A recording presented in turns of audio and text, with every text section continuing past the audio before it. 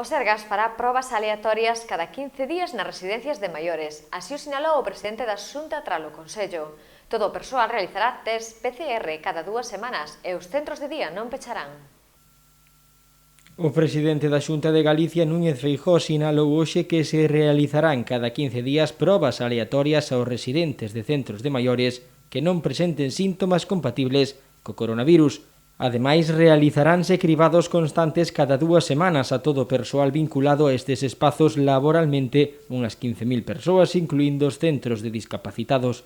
O presidente anunciou no tras o primeiro Consello da Xunta Executivo que nos próximos días poñerase en marcha nun novo protocolo para posibilitar o mantemento das visitas ás residencias, mesmo nos concellos nos que hai algún tipo de restricción sen chegar a un confinamento.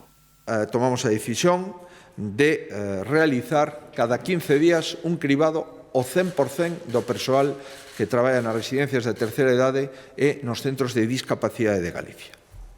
Adicionalmente, tomamos a decisión de cada 2 semanas se leva a cabo unha mostraxe aleatoria entre usuarios das 300 residencias de Galicia para poder anticiparse a posibles incidencias. Por suposto, estamos falando sempre de usuarios que non presenten síntomas. Os que presentan síntomas, a proba ten que ser de forma inmediata. Os usuarios poderán recibir a unha persoa durante 1 hora, sempre con cita previa e a poder ser no exterior. Do mesmo xeito, referiuse a estas visitas nas residencias da terceira idade.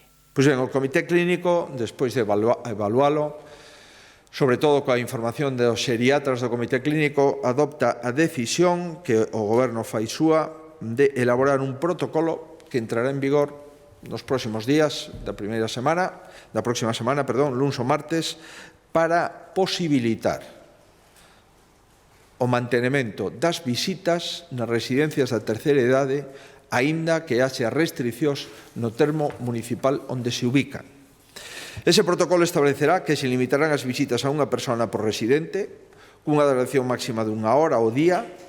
Para realizar as visitas deberán solicitar cita previa para poder organizar e evitar as aglomeracións. Os visitantes deberán estar no centro con unha antelación que fixará o protocolo para poder avaliar a sintomatoloxía que presentan e